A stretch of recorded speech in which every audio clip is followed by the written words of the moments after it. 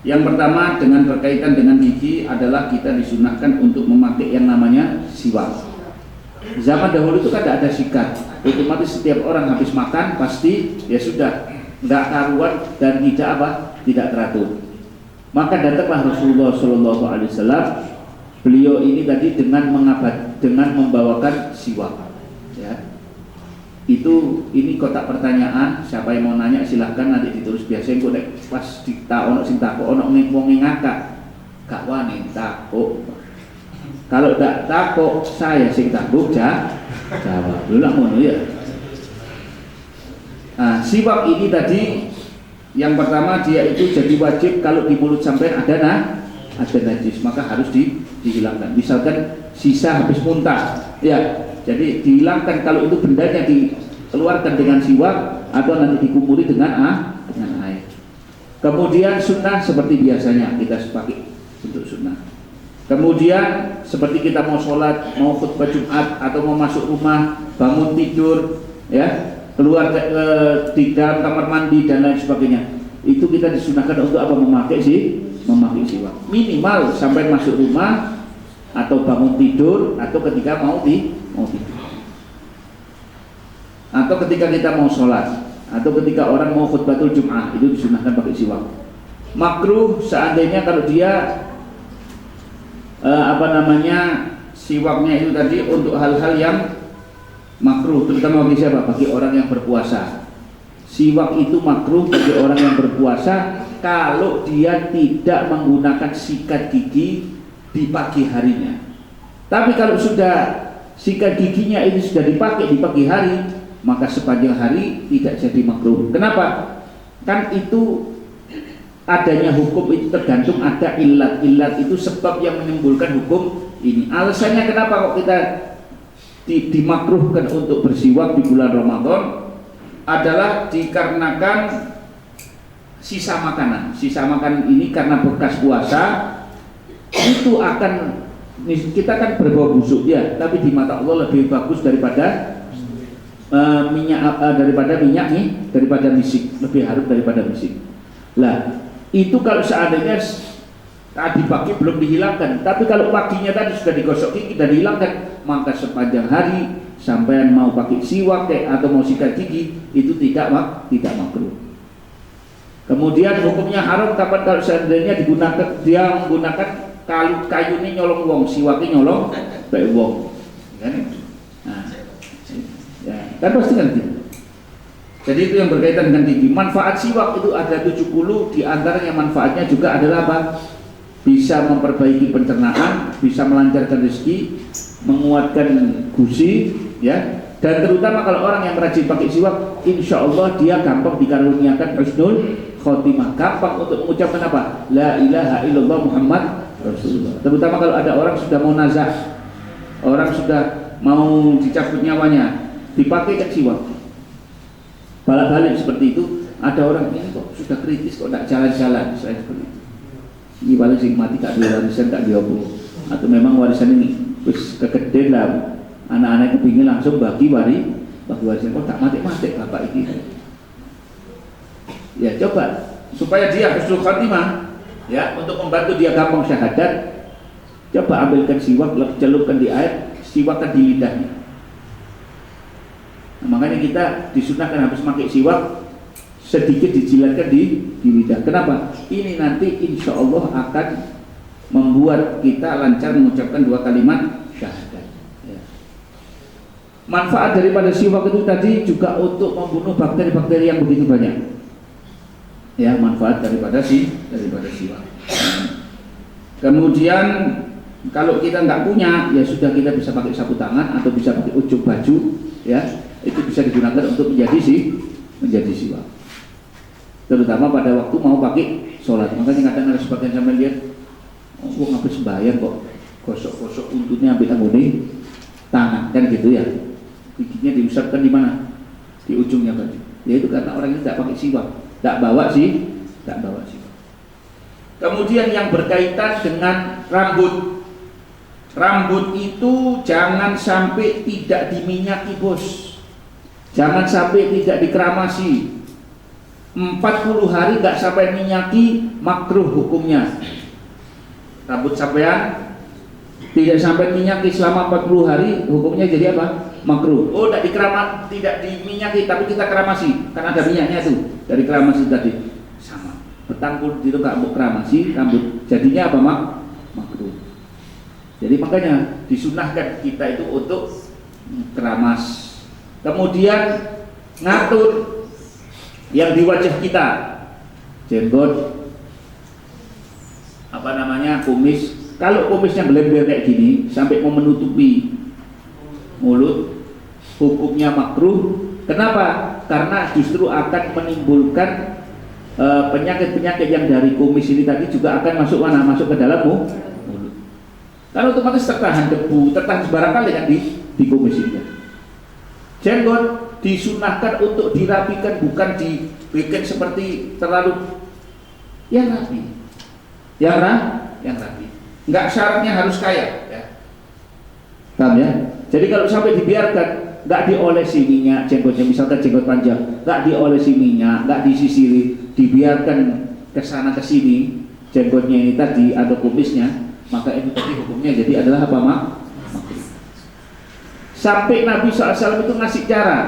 Kalau misalkan orang uang itu demen ambil kumisnya, kepingin dipelihara itu kumisnya, nggak apa-apa, dicukur sedikit, yang penting nampak bibir merahnya ini tadi apa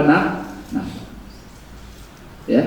Jadi Nabi itu ada orang itu pokoknya yang penting dia mesti punya jenggot, hukumnya jenggot sunnah, tidak wajib. Yang punya jenggot, kemudian punya jenggot, boleh pelihara jenggot, silahkan dipelihara jenggotnya, tapi yang rapi. Ojo koyo iki, tak rapi sih ada itu tak tubuh. Ya, harus rapi. Sudah. Orang mencukur jenggot, hukum aslinya adalah makruh, bukan haram. Tidak haram. Jadi di dalam fikih itu orang yang nyukur jenggotnya itu dia hukumnya adalah apa? Hukumnya adalah makruh. Kemudian kalau berkaitan dengan mata, disunahkan untuk sebelum tidur memakai apa? Celak, tapi dari ismit yang asli, ya, ismit yang asli. Ismit itu tak tahu bahan apa ya, bahan dari dari alat celak itu ya kan, itu herbal dia sebenarnya. 3 kali boleh, atau 3 kali kanan 2 kali kiri, ya, seperti itu. Itu disunahkan untuk apa? Terutama menjelang tidur disunahkan untuk memakai celak. Kemudian memakai minyak, jangan setiap hari pakai minyak kaki atau pakai minyak yang untuk di bulu, hand body, atau misalnya untuk yang di rambut, itu jangan setiap hari. Kasih ono syarat, 3 hari sekali, 4 hari sekali. Begitu juga dengan keramas, ojo bentino keramas. Dijarai keramasi, ya, keramasnya dijarai. Kemudian kita juga disunahkan untuk menghilangkan bulu ketiak. Kalau laki dicabut, kalau perempuan dicukur. Gak kuat ya dicukur wae. Bulu ketiak. Sampai kalau misalkan bau badak, budeknya luar biasa, ndak Jumatan ndak apa-apa. Kon mlebu masjid ono AC ini, iki mlebu ambune seng. Sak masjid. Tidak Jumatan ndak apa-apa. Kenapa? Buktinya dulu ada orang, ya, kata Nabi SAW, siapa yang bau bawang di mulutnya, ya kan, sampai mengganggu kenyamanan orang lain, maka tidak masuk, tidak dekati masjid kita. Artinya di saat itu sama para ulama dibikin hukum, meskipun tidak sholat Jumat tidak apa-apa, tapi ojo digawe sengaja, ya, seperti itu. Kemudian mencukur bulu di sekitar kemaluan, sunnah, ya, sunnah dicukur atau dihilangkan, ya. Kemudian juga memakai ini potong kuku. Potong kuku itu berguna juga untuk menghilangkan bakteri-bakteri yang menempel di kuku, ya, di tangan kita, juga supaya nampaknya rapi. Makanya kalau saya pernah katakan dulu, meninggalkan salah satu jari tetap ada kukunya, ya, hukumnya apa? Makruh, ya. Caranya bagaimana? Caranya gampang, dimulai dari telunjuk kanan 1, 2, 3, 4, terus langsung jari apa ini sini? Jari kelingking kiri 1, 2, 3, 4, 5, terakhir jempol kanan. Paham ya? Atau kalau itu cara pertama, bos. Cara kedua 4 ini dulu, terus 4 ini lagi, terus baru 2. Papat kanan, papat kiri, jempol kiri, jempol. Ya. Kalau kaki, kalau dari bagian kaki, dari kanan diputar ke kiri, dari kelingking kiri, terus sampai ke kelingking, dari kelingking kanan ke kelingking. Itu caranya kaki. Sampai bagian tata caranya sampai diajar. Ya. Kemudian masalah panjangnya jenggot dan lain sebagainya itu ada riwayatnya dari Nabi SAW. Jadi supaya sampai tidak kaget. Ada orang pokok yang penting punya jenggot cukup. Ada orang yang jenggotnya panjang, ya tidak apa-apa. Tapi jangan terlalu berlebihan. Nabi SAW jenggot itu paling besar, paling panjang segini. Paling besarnya berapa segini? Artinya apa? Yang kiranya nampak normal dan tidak terlalu berlebihan. Jadi kalau ada orang jenggotnya sangat panjang, ya jangan diingkari, biasa lah, gitu loh. Cuman batasannya Nabi SAW, yang penting kelihatannya masih bersih, paham ya? Tidak amburadul lah, ya. Nah itu tadi secara singkat tentang apa? Khisalul fitrah. Khitan, sunat. Khitan ini wajib bagi laki dan perempuan. Bagi laki dan perempuan.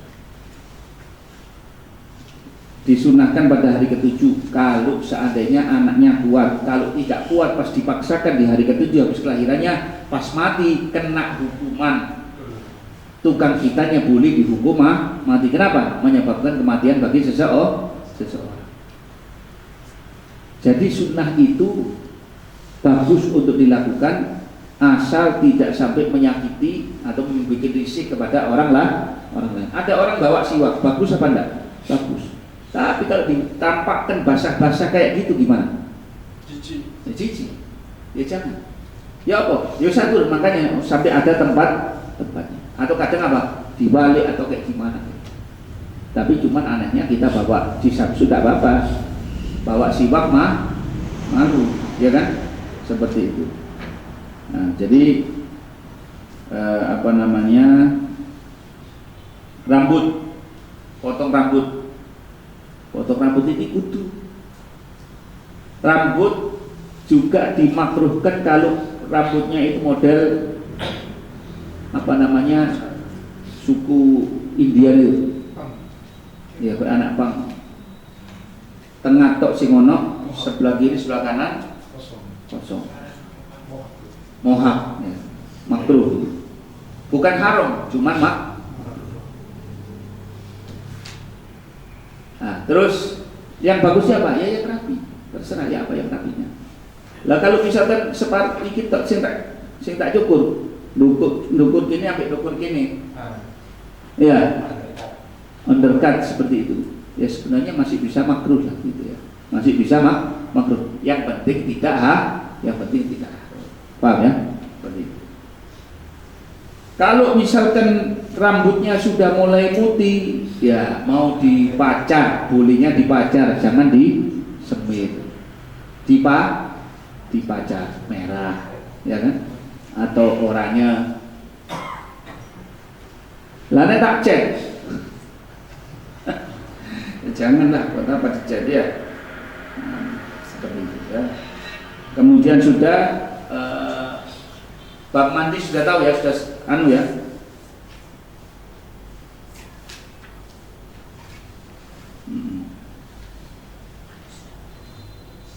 Sekarang kita akan belajar bab apa? Bab tayamum ya.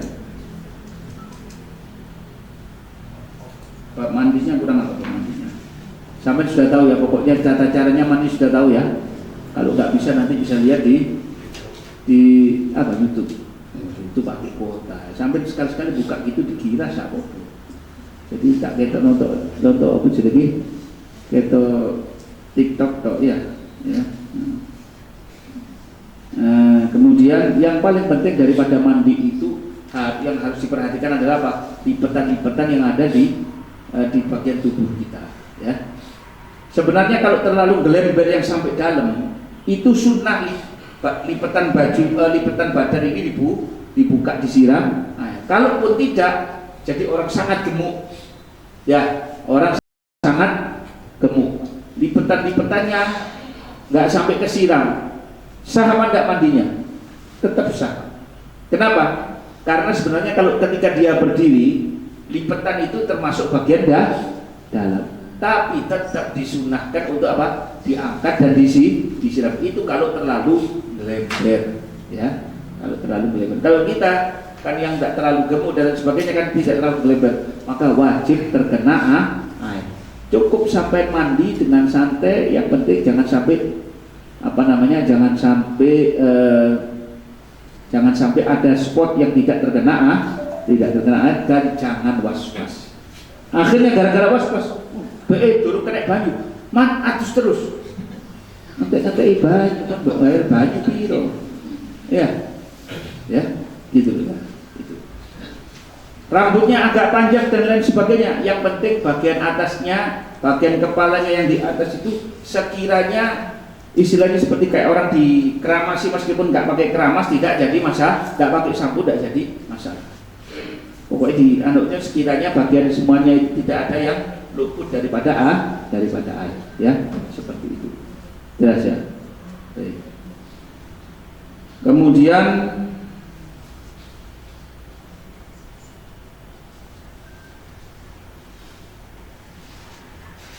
sekarang kita akan masuk di dalam bab mengenai bab najis ya. Bab najis dulu, baru nanti kita masuk bab tayamum.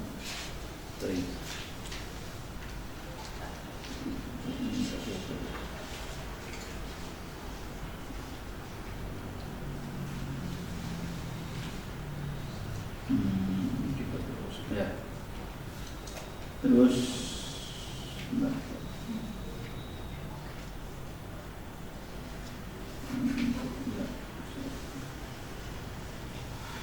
kalau mandikan orang mati, misalkan di tengah laut atau misalkan tidak bisa sampai mandi. Yang penting minimal mandikan orang mati itu satu badan disiram air itu sudah cukup. Itu artinya sudah menggugurkan fardunya. Artinya kita tidak terkena kewajiban untuk teruskan mandi. Lah kalau misalkan airnya itu nggak cukup, hanya cukup untuk mandikan separuh badannya saja, lalu sisanya gimana? Habis sampai siram air, usapan badannya ini tadi sampai tayamum. Itu sudah cukup sebagai apa? Pengganti daripada yang tersisa. Ya, seperti itu. Termasuk kemarin saya bawakan masalah apa? Orang yang belum khitan mati. Ya Pak. Ada dua pendapat. Pendapat yang pertama nggak usah dimandikan. Ya kan? Nggak usah nggak usah dimandikan, tapi ditayamumi. Ada yang bilang gitu. Ada pendapat yang kedua, dimandikan, sisanya itu untuk yang bagian dalam ditayamum, tapi bukan di alatnya, ya wajahnya orang ini tadi ditayamum. Sudah cukup dan itu bisa untuk kita laksanakan. Baik ya, seperti itu.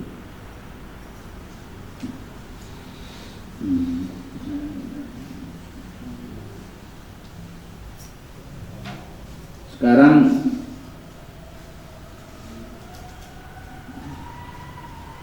bab najis. Najis ini bos, panjang bos pembahasannya bos. Cuman saya singkat saja. Najis yang kita ketahui ada berapa? 3. Najis itu secara bahasa adalah semua apa saja yang kotor Tapi yang dimaksud apa saja yang kotor yang menghalangi sahnya sholat. Barang menjijikkan atau barang yang kotor yang menghalangi sahnya sholat itu dianggap sebagai barang najis yang mana bukan termasuk najis yang makruh. Contoh saya katakan, misalkan sampean terlewati di depan sampean ini misalkan air banjir bandang, ya kumpul dengan lumpur dan lain sebagainya. Itu airnya 2 kula apa enggak? Lebihkan dari 2 kula. Sampai wudhu dari air lumpur itu boleh apa enggak? Boleh. Sah apa enggak sholatnya? Sah. Jijik enggak? Jijik, tapi tidak menghalangi sahnya sholat. Atau air rawa misalkan. Karena itu perubahannya memang karena Allah. Biarpun itu airnya itu menghitam, biarpun atau misalkan air jeding, air kamar mandi lama nggak dicuci, nggak diapa, sampai banyu ini nguning dan lain sebagainya, boleh kita pakai asal tidak ada najis, ya kan? Seperti itu. Baik. Kemudian najis ini adalah macam-macam. Ada najis itu najis mughalladzah, mutawassithah. Secara global saya terangkan, najis yang namanya najis mughalladzah itu adalah cuma dari 2, dari anjing sama dari babi atau keturunannya. Ya, apa keturunannya? Apa yang keluar dari situ? Hah? Apa yang keluar dari situ? Ya pokoknya anaknya, bukan gini. Misalkan ada orang itu berasumsi gini, gimana kalau kambing betina saya silangkan dengan babi, akhirnya metune anaknya kambing. Kambing dikawinkan dengan babi. Bisa apa tidak punya anak? Bisa. Maka anak yang keluar dari kambing ini tadi meskipun bentuknya kambing, karena hasil perkawinan silang dengan babi, dia dihukumi seperti babi. Atau begitu juga sebaliknya. Begitu juga sebalik. Begitu juga sebaliknya. Terus anjing dan babi ini semua yang dari dia itu adalah najis. Bulunya, liurnya, dagingnya, darahnya, semuanya. Kelas najisnya adalah najis berat, yaitu najis mughalladzah. Jelas ya? Cara paling gampang menghilangkan najis mughalladzah, begitu ada di tubuh sampean apa? Ambilkan tisu. Jangan tisu magic mana. Disiram, dilap. Pokoknya bendanya sudah hilang.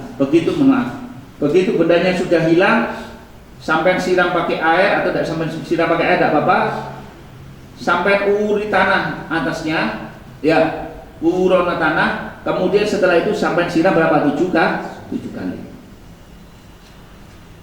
Atau kalau tidak, banyu pertama kayak kasih tanah, biarpun hanya untuk syarat saja.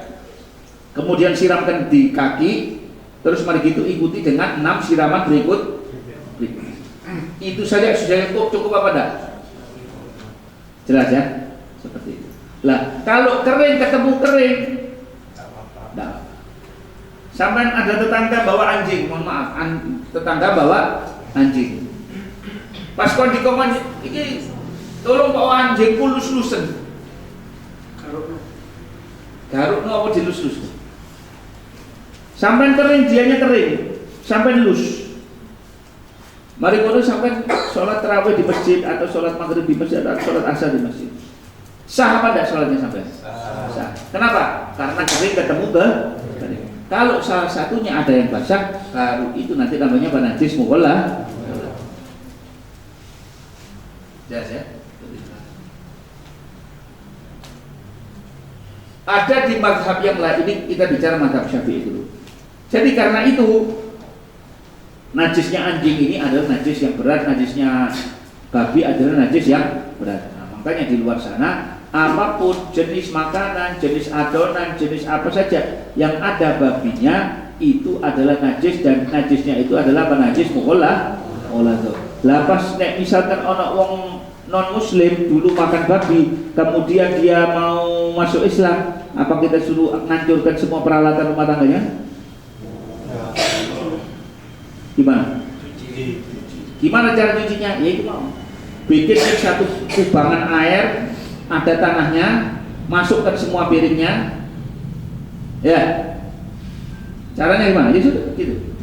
Semua piringnya dimasukkan, seret sudah, keluarkan, kemudian kita bilas 7 kali. Tidak pakai sabun boleh, tidak pakai sabun tidak apa. Nah, jadi kita juga harus hati-hati makan di mall atau makan di apa namanya Pujasera, ya. Maksudnya bukan sing mangan bareng-bareng itu loh. Kalau sampai food court itu kadang tempat nyucinya sama. Nah kita kan tidak bisa menghalangi. Kalau sing dodolan orang non muslim, mau dari etnis apa saja terserah. Ya, kemudian dia bilang saya mau jual pakai babi. Ada larangan? Dalam Islam larangan. Lah kalau bagi mereka, ya mau dilarangnya apa? Tidak bisa kita larang. Nah, itu mas tahu orang sing ape mangan wis pesen, Pak. Begitu ditonton kok kora-korai podo dek siji wadah. Jadi food courtnya itu besar ya. Jadi yang sini grupnya, jadi tokonya berbeda-beda, cuma tempat masak, tempat anunya ini sama. Ini sudah. Jadi kadang kita itu makanya kok kadang kenapa doa kita itu kok tidak dikabulkan, kok nyambat? Ya mungkin dari gini-gini yang kita tidak ngerti. Masya Allah Bapak, sampai Madinah Rodo ya. Gitu ya. Jadi cara nyucinya cuma seperti itu, ya. Lah kalau kita diundang makan di rumahnya orang non muslim, ya Bu.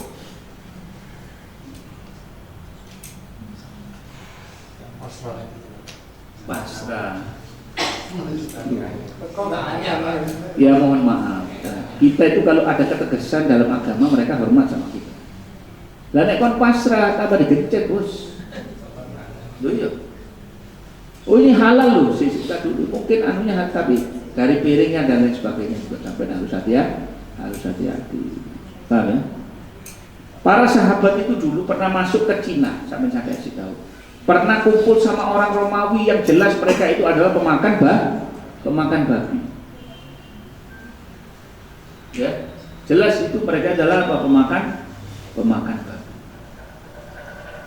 Makan di tempatnya ahli kitab ya tidak jadi masalah, boleh saja. Kristen, Yahudi.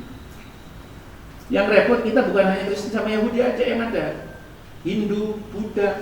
Lah kalau apa yang mereka sajikan kalau yang berbau daging, tolong jangan sampai makan. Sebab sesembelihan selain daripada ahli kitab hukumnya adalah haram. Mereka nyembelih sapi. Ya, mereka nyembelih kambing, hasil daging belayannya itu di dalam fikih dihukumi bangkai. Loh kenapa? Ya, karena mereka tidak bertuhankan kepada Allah. Yahudi dan Kristen mereka mengakui Allah sebagai Tuhan, cuma disekutukan saja. Tuhan dianggap punya anak, dianggap punya istri, itu saja. Nah kalau ini tidak percaya sama Allah sudah. Lebih saya punya kerabat ada di Bromo. Itu dia Hindu misalnya. Ya, sampai boleh makan yang kiranya tidak bernyala. Paham ya? Nah, jadi gimana? Ya sekarang tapi daripada repot. Ya nek ndak kon sampean gowo dibilang enak. Kalau ikan ya? Ikan enggak. Lah masa ikan ya tidak sih penting tahu minyaknya. Genang. Ya, tak apa-apa. Ikan tak apa-apa ikan. Ikan maksud disembelih. Misalkan saya jualan ikan. Ini ikan disembelih dengan sembelihan yang halal lah edan. Wong iwak. Iwak gak ada mbok sembelih iso mbok pangan kok. Dikeprok boleh, dipenyet boleh, karepmu. Ikan dikepuk kepalanya boleh apa enggak? Boleh. Hah? Kalau sampai di saya jangan. Kecuali kalau ikannya itu membahayakan. Ikannya apa? Swordfish. Ikan lele. Warung pecel lele beda di kapur. Iya, saya tidak bisa bicara tinggi-tinggi. Tidak bisa. Saya ini aku nak nonton itu. Ya, ini memang sudah tahu nonton mancing-mancing itu apa ya? Kaget aku. Swordfish, tahu swordfish? Marlin. Nah? Marlin, ya.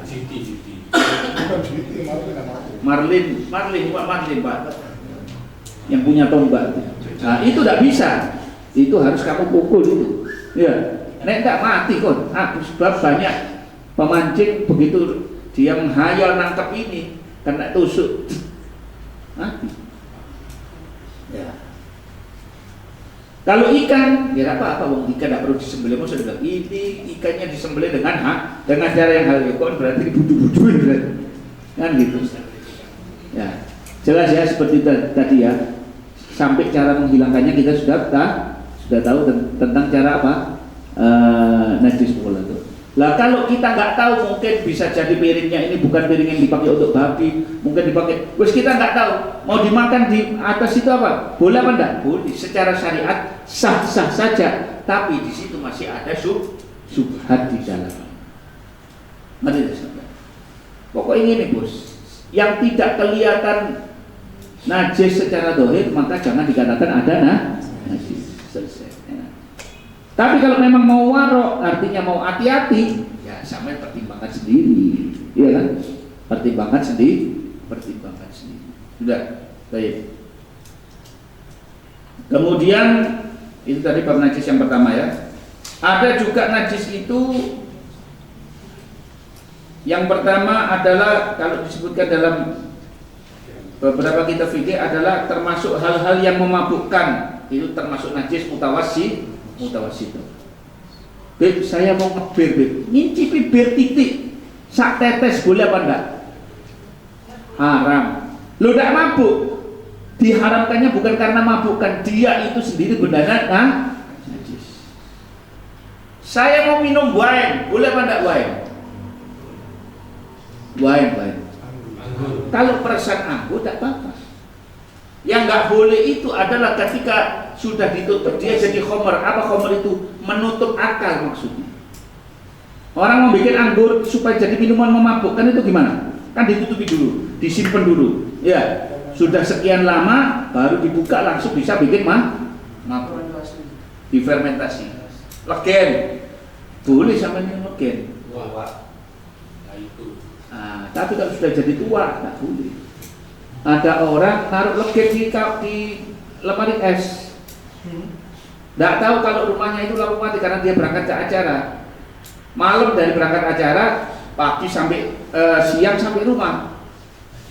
Sampai di rumah, aus. Langsung dia buka apa?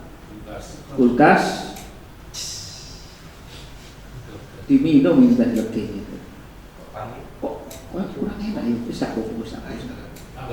Karena dia orang Gresik sedang minum legen. Pas sorenya ada tahlil di salah satu masjid. Keluar dari masjid mau pakai sandal tidak bisa. Loh, sandalnya tidak kelihatan. Loh, apa? Mendem. Ini tadi gara-gara itu tadi. Kemudian termasuk juga bekas jilatannya anjing seperti yang saya ceritakan waktu itu, ya, bekas jilatannya anjing. Kemudian bangkai beserta juga tulang-tulangnya dan kulitnya dan bulu-bulunya bangkai. Termasuk bangkai lalat, bangkai cicak, bangkai nyamuk. Di kalambimu ono bangkai lalat ono atau bangkai cicak bangkai nyamuk, sholatmu tidak sah. Ono laron, ada bulu-bulunya yang nempel. Sayapnya. Oh, dia tidak punya bulu sayapnya. Gimana? cuman bulu itu saja sudah bisa membuat Anda tidak sah, nggak sah. Sebab ada jenis najis itu kalau dia di baju tidak bikin sholat tidak sah, ya, berpengaruh, ngefek. Tapi kalau di air nggak ngefek. Contohnya apa? Lalat, lalon. Artinya apa? Seperti cecak dan ningsori, seperti yang saya terangkan. Dia kalau jadi bangkai di baju tidak sah sholatnya. Tapi ketika masuk di air, asal bukan karena perbuatanmu sendiri atau bukan perbuatan seorang manusia, maka hukum airnya jadi apa? Sah dipakai wudhu apa enggak? Sah. Ya, sah. Mau dipakai wudhu bisa, dipakai apa saja bisa. Jelas ya. Nah, seperti itu. Jadi karena ini dia di air tidak najis tapi di baju najis. Seperti itu dan seterusnya. Baik. Kemudian juga kalau daging hewan yang dimakan, kambing, sapi, ayam, bebek, kebu, apalagi, itu pokoknya yang ikan, ya, yang halal untuk dimakan, itu kalau ikan kalau yang di darat asal tidak jadi bangkai, boleh sampai makan. Kalau sampai bawa tidak jadi masalah. Artinya dia tidak apa? Tidak najis, kan begitu. Tidak najis kalau sampai makan. Lah nek mbok gowo, kalau dia misalkan kalau bangkai yang dibawa tetap najis. Tapi kalau misalkan kambing itu kita sembelih, sapi disembelih dengan sembelihan yang syar'i, ya, yang tidak setelah disembelih tidak dihukumi menjadi bangkai. Sebab kalau orang salah nyembelih, tidak nyembelih tapi ditekan, akhirnya matinya apa? Tidak, dua uratnya tidak terlepas, tidak terpotong, akhirnya jadi apa? Oke, maka itu kalau meskipun dimakan sudah haram, tak boleh dibawa misalkan ke gowo, dagingnya didol pas digowo, didekek kantongan wong sembayang, jadi apa? Tidak sah. Sebab kalau ada orang pesen daging, misalkan saya kembali masak dulu, tidak ada kresek, saya pesen daging, saya taruh di apa? Saya taruh di daun kayak, atau misalkan saya taruh di kain misalkan, tak bawa. Waktu itu kemudian waktunya sholat di masjid saya sholat, sedangkan ini saya bawa dagingnya ini. Sah tidak sholat saya? Sah tetap. Kenapa? Karena dia dagingnya bukan daging bangkai. Nah, darah yang masih tersisa di situ dihukumi termasuk najis yang dimaafkan. Najis yang jelas ya, najis panjang lah. Termasuk benda yang najis itu adalah darah, termasuk juga di dalamnya adalah apa? Muntah. Ya, itu tadi termasuk najis apa? Najis apa jenenge? Najis mutawasit. Najis mutawasit itu najis tengah-tengah. Kencing itu najis. Ya. Kemudian ada najis namanya najis mukhaffafah. Najis mukhaffafah itu adalah najisnya anak yang tidak sampai 2 tahun. Ya, tidak sampai 2 tahun dan dia itu anak laki-laki bukan anak perempuan. Jadi kalau misalkan ibu yang menyusui anaknya kemudian dia dikencingi, gimana? Ya wis entar sampai kering. Kalau kering baru sampai tidak sampai cuci, cuma sampai ciprati air tidak jadi masalah. Tapi nek sik kembang kayak gitu, pas langsung buat ciprati malah tambah jadi najis, malah wajibnya untuk dicuci. Paham ya? Jadi yang dinamakan najis mukhaffafah ini tadi adalah najisnya anak najisnya bayi laki-laki yang kurang dari 2 tahun dan dia tidak minum kecuali air susu ibu. Ya sesekali dia minum obat tak apa-apa, sesekali dia makan apa gitu tidak jadi masalah sesekali. Cuman usianya di bawah berapa? 2 tahun. Tapi itu dikatakan najis mukhaffafah kalau najisnya itu sudah kering sampai naik mobil atau naik sepur dikencingi anak. Tidak sempat lupa tidak dikasih pampers kena di baju sampai. Ya kan? Akhirnya ini gimana? Oh ini najis mukhaffafah karena nggak diciprati banyu tak udah iso. Diciprati tidak bisa. Tapi kalau sampai keluarkan begini, sampai sirami dengan air dan airnya itu tadi sudah mengeluarkan sisa-sisa daripada kencingnya ini tadi, kemudian sampai peres, cukup apa enggak? Loh, tak dicuci pakai diucap gitu. Lah iki apa gitu? Hah? Diucap seperti ini. Ya kan? Jelas ini ya.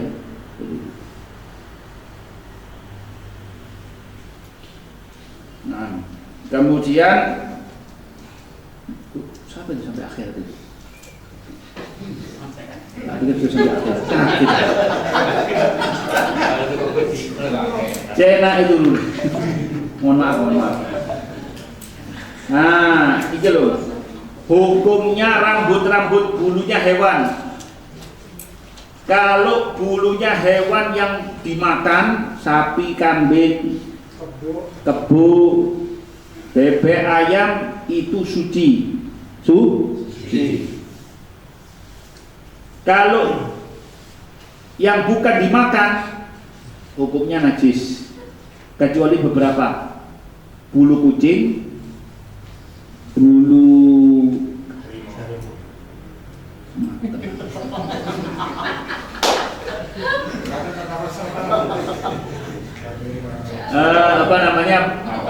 bulu apa sih ini, keledai ya, bulu babi ya najis. Bulu yang terpisah dari hewan itu aslinya seperti kadar hewannya. Kalau itu bulunya anjing sama bulunya babi, ya najisnya bukan najis sembarangan, najis mughalladzah. Hati, makanya kuas itu bos. Ya. Kuas itu kata, tapi kan selama kita tidak tahu tidak jadi masalah. Jadi tidak tuku kuas, apa yang masak kue lebih bagus ya mikir-mikir dhisik. Nah kalau tahu kan merah-merahnya. Tahu pasti, yakin, maksudnya yakin. Iya. Kalau yakin ya sampai suang, tidak bisa. Akhirnya ini misalkan ini betul dari bulunya babi, bu. Ngenek no kue ini mbok dadi mughalladzah kabeh. Urung didol. Saya setiap kali misalkan kita ada jalan kemana ke Papua itu kita masuk di Freeport. Kan itu produk Australia. Saya masuk ya.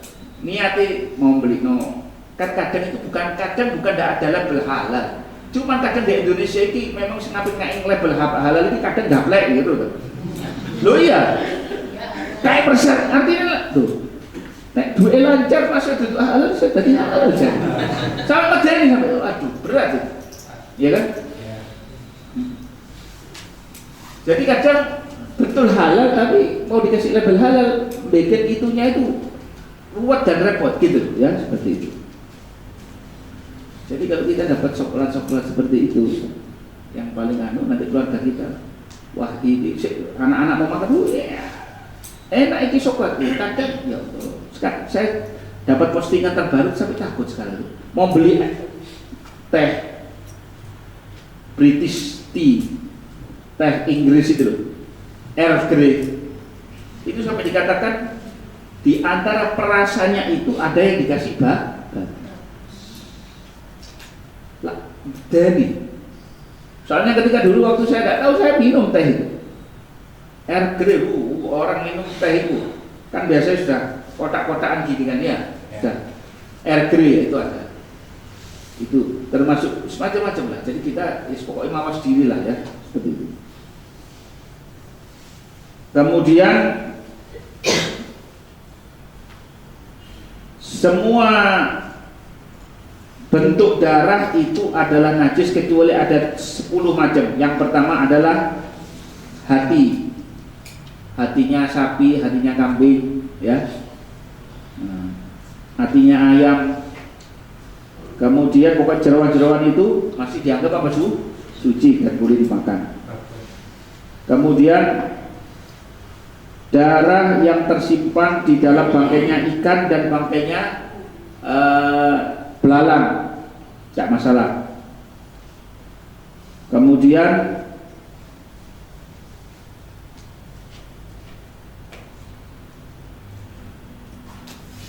darahnya hewan yang terkena, misalkan rusa terkena panah, nah, itu darahnya yang masih ada di dalamnya dia, itu masih darahnya apa?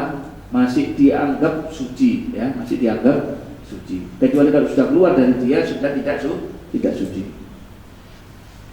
Nah, kemudian janin itu adalah suci. Hukumnya susu. Nah, nih, kalau susunya hewan yang boleh dimakan, hukumnya adalah suci. Susu sapi, susu kambing, ya, susu rusa, susu gajah tidak boleh. Susu kuda tidak apa-apa, karena kuda boleh dimakan. Daerah NTT tapi baunya naudzubillah.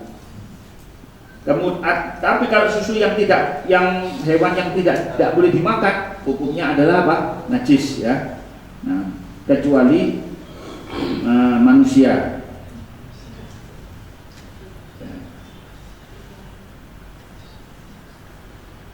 Maninya hewan itu adalah suci kecuali maninya anjing dan babi, ya.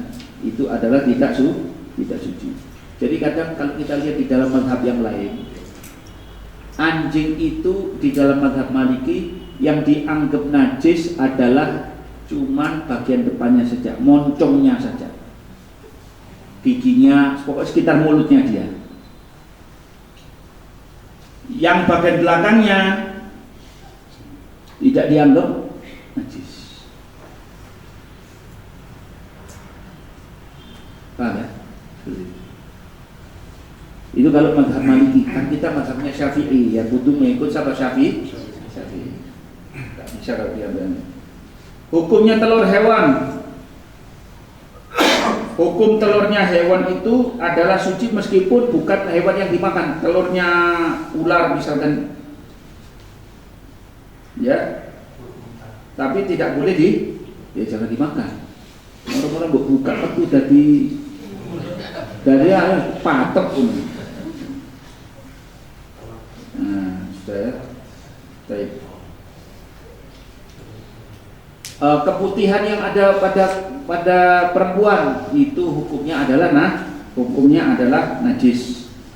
Ya. Hukumnya adalah najis. Kenapa? Karena dia tersambung biasanya. Jadi pokoknya gini.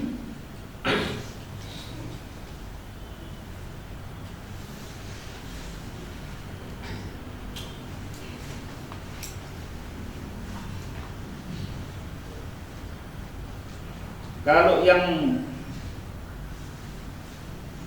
bukan dari bagian paling dalam, maka hukumnya adalah apa? Suci. Tapi kalau misalkan yang dia keluar yang dibalik daripada kemaluan, maka hukumnya adalah apa? Hukumnya kalau dari yang paling ujung, maka hukumnya adalah apa? Najis. Ya, seperti itu.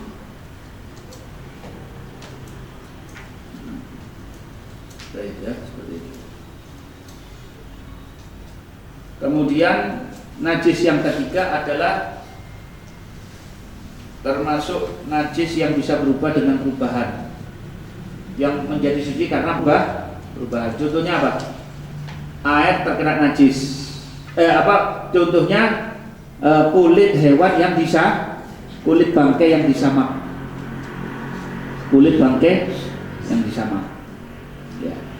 Kecuali bangkainya anjing dan babi.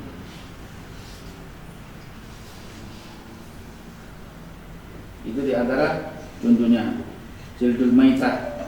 Jadi kalau ada misalkan kita temukan sapi, bangkainya sapi, bangkainya kambing, bangkainya apa, boleh untuk dipakai kalau seandainya sudah kita sama. Lah orang dulu kalau mau nyamak itu dia pakai kotorannya burung biasanya dipakai.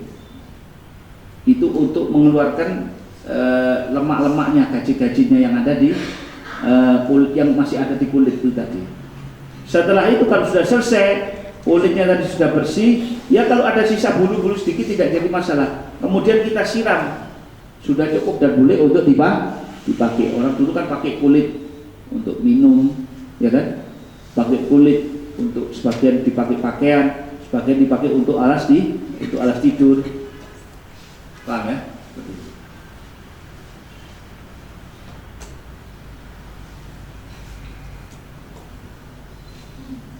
Kulit buaya disamak boleh dipakai, tidak najis, kayak dompet. Paham ya? Kulit gajah boleh. Yang najis adalah gadingnya gajah. Hukumnya apa? Najis. Ada orang bilang saya mau pakai apa namanya? Pipetnya rokok. Pipet tak kiri bos. Kunci. Ada orang bikin kunci itu macam-macam. Ada yang nanti dikuncinya dikasih permata, dikasih batu zamrud. Jadi nek ngene ketok keren podo wae. Itu kalau misalkan dari anunya gajah, gadingnya najis itu. Lah nek tak paksa digawe, boleh apa enggak? Ya terserah. Asal ojo kena hidungmu. Iso tak ngerokok dari itu. Enggak mungkin. Iya toh? Repot nanti. Kemudian seperti itu. Kalau najis yang mutawasito seperti najis yang ada di tubuh kita dan lain sebagainya, kotoran dan lain sebagainya, adalah pertama harus dihilangkan najisnya dulu. Benda najisnya kudu dihilangkan dulu, disiram ya. Kemudian kalau belum hilang, dikasih sabun, dikasih apa, dikucek, baru nanti disiram air lagi.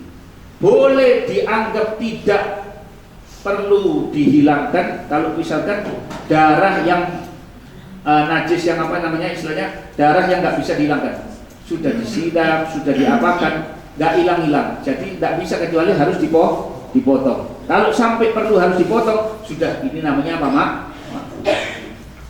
Termasuk oleh sampai mau travel ngeten, sampai waktu di Masjidil Haram. Masjidil Haram itu bisa nggak kita usir yang namanya burung dara? Sampai naik sujud, ya, atau kelam ini sampai tanya. Jadi kalau di tempat yang kiranya najisnya itu tidak bisa terelakkan lagi, maka hukumnya najis tapi makruh. Contoh, ya seperti di area haram itu, coba lihat. Doro di, ya kan? Gesut doro nggak oleh dosa. Lah malah di situ ada orang jualan burung dara, jualan apa? Makanannya dara. Kita sampai lihat kalau sampai di AC-AC-nya hotel banyak burung dara mana? Burung dara di Mekah itu. Iya. Lah, kalau di satu tempat yang kiranya najisnya tidak bisa terhindarkan, maka di saat itu hukumnya menjadi apa makruh. Jelas ya? Hukumnya jadi sampai kena dan lain sebagainya sudah tidak jadi masalah. Ketika kena sholat di tengah sholat, biarin, lanjutin sholatnya. Kenapa? Hukumnya jadi apa? Makruh. Amal balba. Kenapa? Karena sudah orang tidak bisa terhindarkan. Termasuk adalah minyak wangi semprotan. Minyak wangi yang pakai ini, yang pakai alkohol itu, atau tisu magic, ya kan? Kan minyak wangi itu yang tersebar itu kan ada yang mengatakan macam-macam. Yang pertama, kalau misalkan alkoholnya sedikit, ini saya bawakan pendapatnya saja ya. Pendapat kalau misalkan bibitnya lebih banyak daripada alkoholnya, tidak apa-apa. Ada yang mengatakan naik separuh-separuh, saya tidak apa-apa. Tapi nek alkohol luwe, ya biasanya sampai alkohol luwe daripada bibitnya. Nah itu baru yang tidak bisa. Tapi ada ulama yang mengatakan ini karena sudah tidak bisa terhindarkan lagi, maka kalau sampai di acara-acara disemproti minyak wangi, terus begitu sampai sholat, tidak apa-apa. Tidak apa? Kenapa? Karena termasuk najis yang jadi ojo, ini bagaimana? Ono wong sing hati-hati, dikasih tisu basah, nggak boleh nih, hapus. Ya wis, iku kon mari mangan nanti tanganmu terus sak gelem tisu basah. Ya saya, kalau banyak besok ya apa? Ya wis iku jilaton ya. Berarti serba salah. Itu serba salah. Atau kalau misalkan seperti itu ya jangan ditolak. Enggak saya tak bangun cuci kan. Jangan, orang tuan rumahnya sudah ngasih tisu basah wis kena ya awakmu wis baik kon nabe dadi karepe dhewe. Ya kan gitu. Kalau tidak ya minta izin saja untuk cuci. Atau kalau tidak ya minimal pakai tisu. Kenapa? Karena kita meninggalkan sisa makanan, kita biarkan di tangan kita, tidak kita cuci sampai tidak habis makan, tidak dicuci tangannya 3 jam, 4 jam. Ini lama-lama bukan jadi berkah makanannya ini tadi, malah jadi apa? Penyakit. Ya. Jadi ya gitu. Saya kira bab najis ini sudah tahu ya sedikit ya.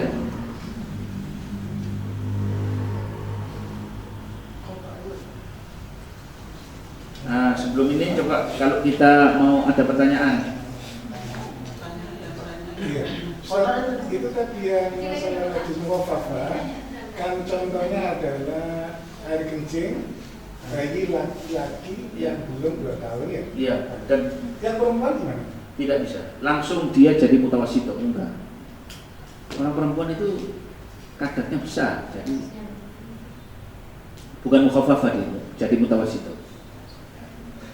Jadi dialasani sama ahli fikih dibilang bahwasanya karena ada apa gitu yang berat lah gitu di kadar air kencingnya. Iya, di kadar air kencing.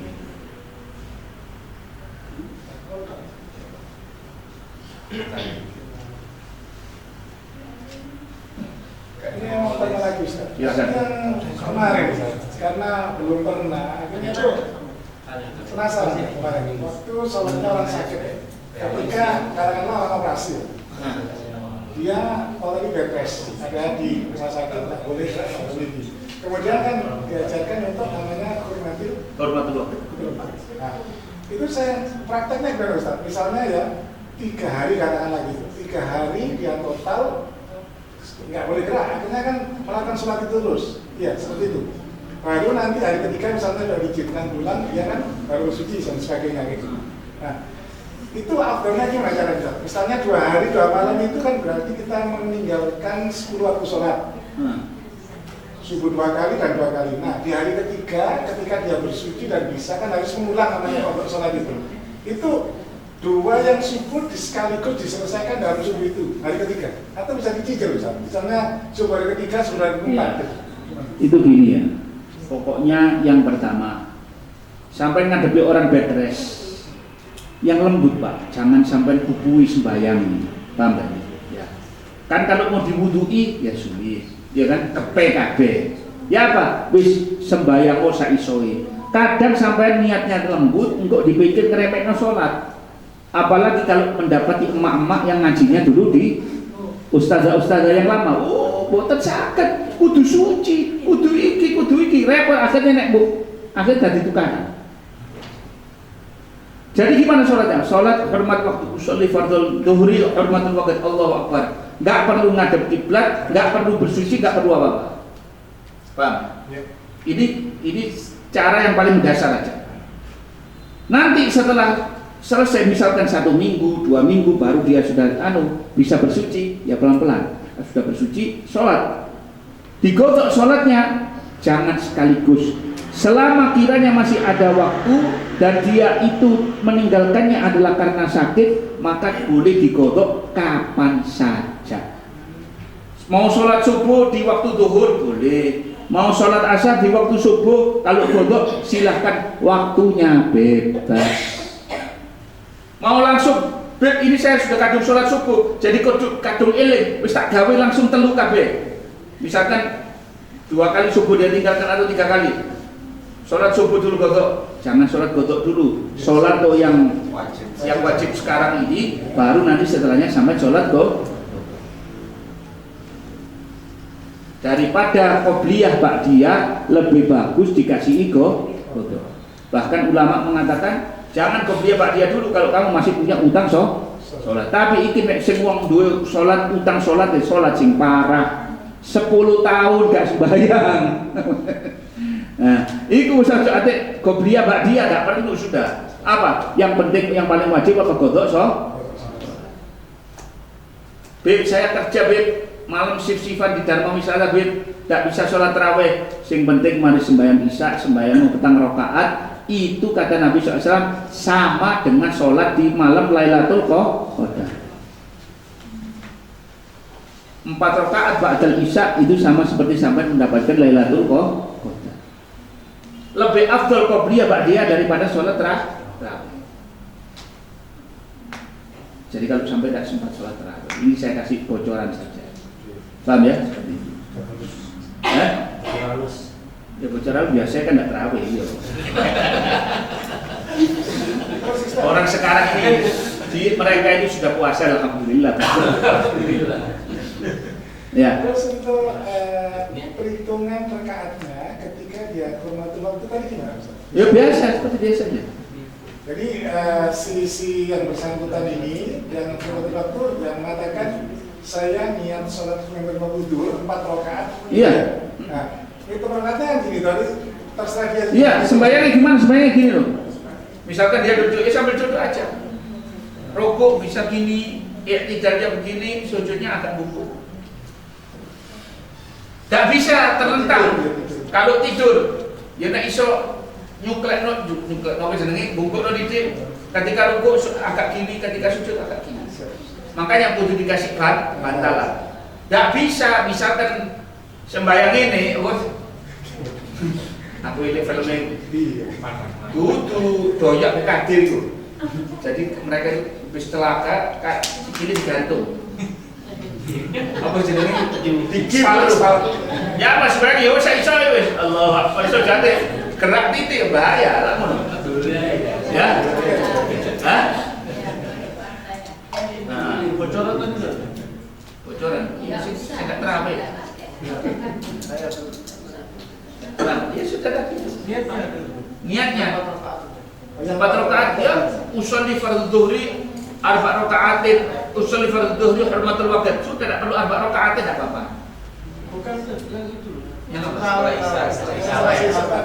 Oh, iya tidak usolli usolli sunnah saja. Usolli ba'datal isya. Rakaatin rong rakaat. Aja ditiru di praktek mau kan salat buta.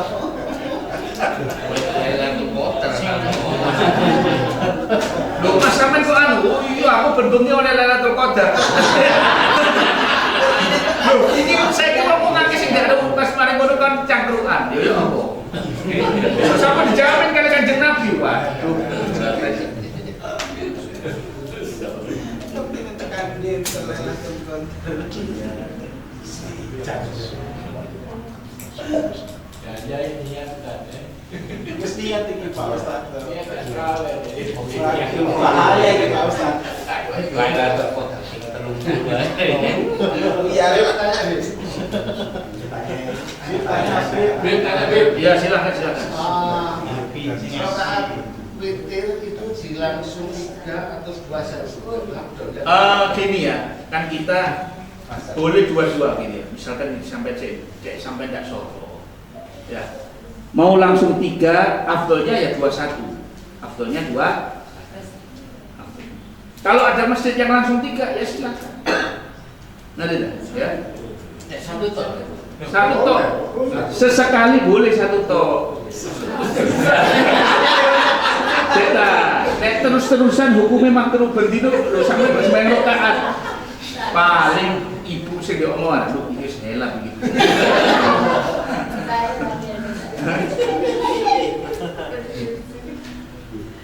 Kita ini kalau sholat sunnah misalkan nggak bisa berdiri, malas atau berdiri, ojo ditinggalkan meskipun dengan duduk tidak apa-apa. Sholat sunnah, ya, sholat sunnah. Jadi jangan ditinggalkan. Ya, sholat sunnah itu jangan ditinggalkan. Qobliyah, ba'diyah dan lain sebagainya. Ya, sebisanya. Baik. Ya.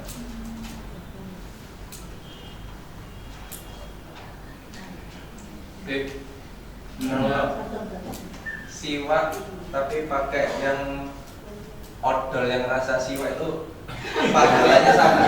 Odol, ya.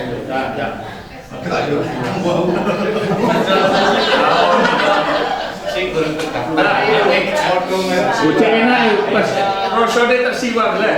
Ya. Bukan, intinya itu bukan di enzimnya mas. Intinya itu kita sunnahnya artinya kita gosokkan. Lah nek misalkan dianggap diambil enzimnya toh ini dari enzim siwak, ini jenenge delek duwe mas. Ngindor sedikit enggak dapat. Tetap enggak dapat. Ya, enggak dapat. Maka hari kami dulu itu kemarin. Kali lagi dulu.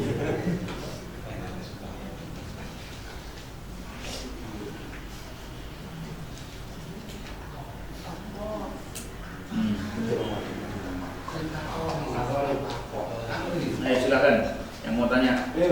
Yang tadi Bestari sih Pak. Sholat waktu lagi sholat ada larong kan? Iya. Kan tadi katanya larong. Kalau ada bangkainya larong, kalau ada sayapnya larong, sedangkan di tempat itu larongnya cuma 1-2, pas kena di awakmu, nek kena main celok batal sembahyang langsung. Tapi nggak bangkai kan dia hidup. Sabar. Iya, loh, apa yang terpisah dari hewan masih hidup itu bangkai. Termasuk ada orang kepingin sapi, jemput sapi gak iso, dibegal sapi dicegat. Daging yang dia jual ini tadi bangkai, karena sapinya tidak disembelih gitu. Ya, cuma dipotong kakinya tok misalkan apa. Sudah dosa menyakiti hewan. Ya. Kita ini kenapa? Laronnya si urip tidak najis. Tapi yang lepas dari dia meskipun sayapnya itu dihukumi bangkai najis. Kalau banyak Ustaz, Kalau misalkan itu tadi banyak dan tidak bisa dihindari, ya misalkan dia sudah aku kita misalkan pas tempat banyak laron ini sulit dan lain sebagainya, seperti itu masih bisa jadi jelas ya. Tapi bukan berarti harus diternak laron gitu. Nek tak apa diternak atau pakai ternak dibuat peyek sekarang. apa itu? Peyek laron itu nggak boleh. Nggak boleh. Lebih bagus daripada peyek laron kamu dibikin yang lebih menyehatkan. Peyek belalang. Enggak apa-apa. Iya belalang. Larang kan kayak hewan. Oh enggak loh, kok ini oh.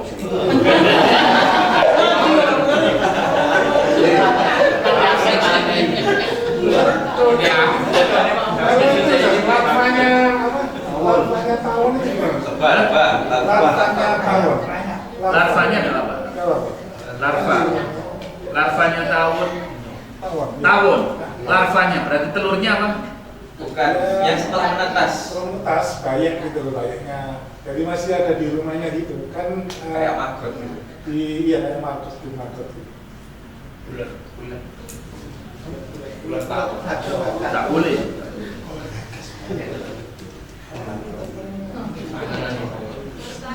Menyehatkan. Makan tawon tidak boleh, larvanya juga jangan ya. Silakan. Maaf mau tanya, Maaf, kalau habis sholat tahajud, Ya. apakah diwajibkan sholat witir? Tidak ada. Witir itu hukumnya adalah sunnah. Sampai daripada sholat tahajud dengan judul sendiri. Nah, sekarang saya mau bilang ya, tahajud itu adalah sholat apa saja yang dilakukan setelah tidur, sedangkan sebelum tidur itu orang itu sudah sholat isya. Saya habis sholat isya tidur jam 8, jam 09.00 tangi, itu tahajud. Paham tak? Lu belum tengah malam, tidak mesti tengah malam. Jelas ya? Lah, tahajud itu tadi sama bisa dapat pahala tahajud, bisa dapat pahala qiyam dan lain sebagainya, meskipun dengan niat witir. Tangi dulu saat turun sahur sampai sembahyang witir. Cukup itu tadi. Ya. Jadi diniat usolli sunnatul witir rakaatain itu sama saja sudah sholat tahajud. Karena tahajud itu adalah sebuah sebutan untuk sholat sunnah apa saja yang dilakukan setelah bangun di. Paham ya? Tapi Niatnya tidak perlu tahajud, tidak perlu disebut tahajud. Terus niatnya apa? Usolli sunnah rakaatain lillahi ta'ala. Oh gitu aja ya? Soalnya kalau yang Twitter kan sudah terakomodir aktivitas Nah, iya. Iya. Loh, tapi kalau kita bangun malam itu witir 2 kali tidak apa-apa. Tidak ada larangan witir sekali. Kalau tidak tidur. Tapi kalau di total dari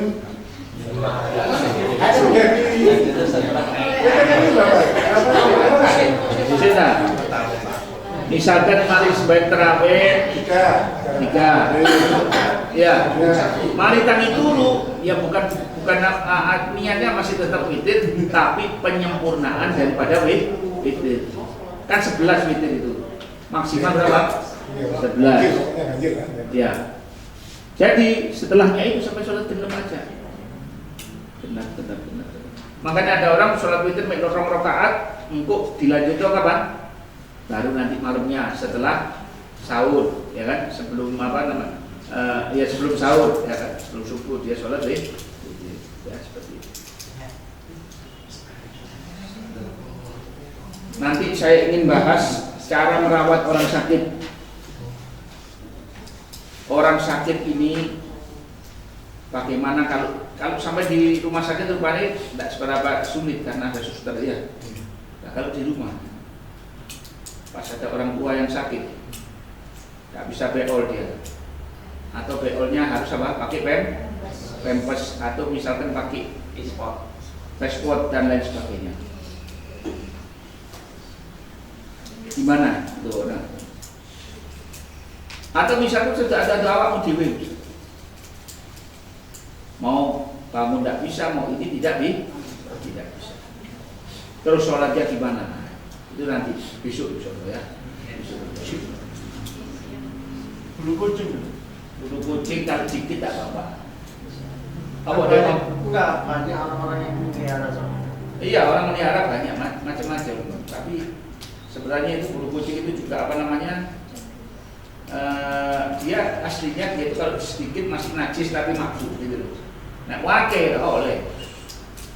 Wake tapi sekena di mana? Di baju boleh.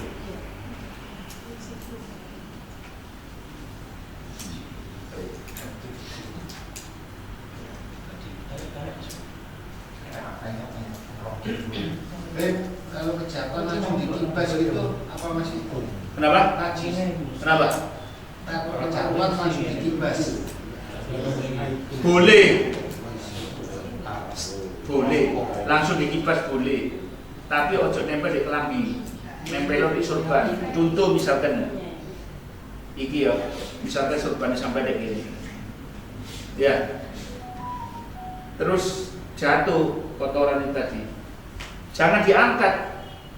Cuma dilibas gini toh. Begitu tiba plek dan tidak lama.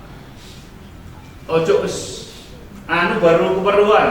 Ini tambah tak sah sembahyang langsung. Ya, jelas. Dan itu kalau bukan najisnya terlalu banyak. Misalkan bukan di tempat yang banyak. Fikih ini luas Pak. Jadi kalau misalkan kasur kita, karpet kita, ya habis dikencingi anak dan sebagainya, dhisik wae sampean ya, sampean mari ngono di spotnya dia itu di mana? Cukup sampai muri banyu tok wae. Kenapa? Karena dia sudah benda najisnya sudah hilang. Sehingga dia menjadi najis mukhafaf, tinggal diburi banyu.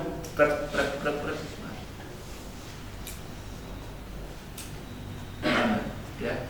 Jadi kadang makanya sebagai ibu-ibu daripada wedi najis, kadang kasur ini spring bed anyar, plastiknya gak dibuka Bu. Kenapa? Takut Bu. Lah iya, tidak nyalahkan juga ya kan. Sampai dulu kok aku kasur tidak enak apa? Si Pak sampai tidak belok ini Pak, soro Pak, bunga itu Pak. Iya, agak sulit. Makanya kalau sesekali coba kita nyuci spray limbabo, mau dibawa ke laundry tidak iso, apalagi spring bed hotel saya ini.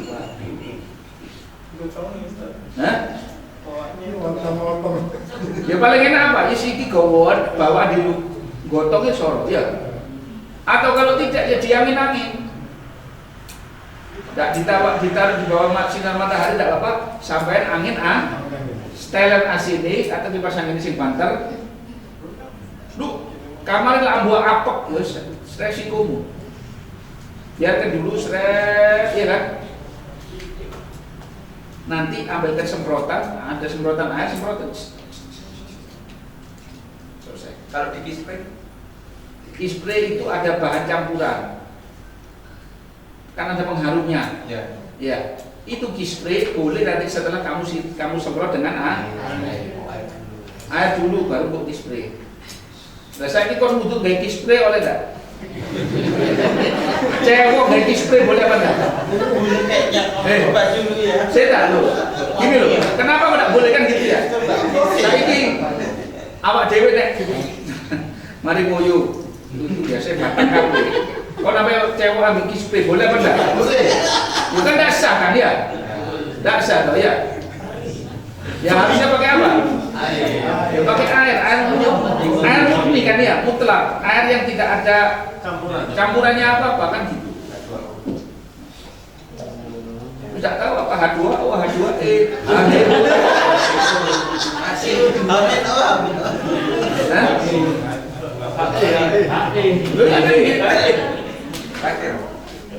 Ya.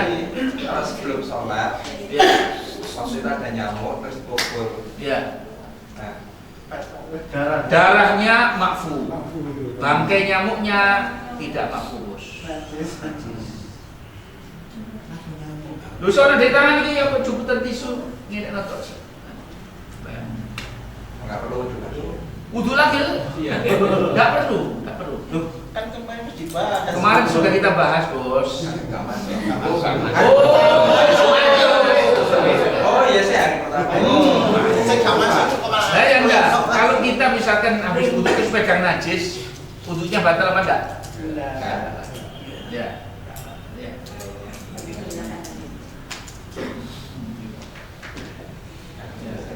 Ada lagi pertanyaannya? Iya. Sering Ampun nggih. Rabbana atina fid dunya hasanah. Sallallahu alaihi wasallam. Al-Fatihah.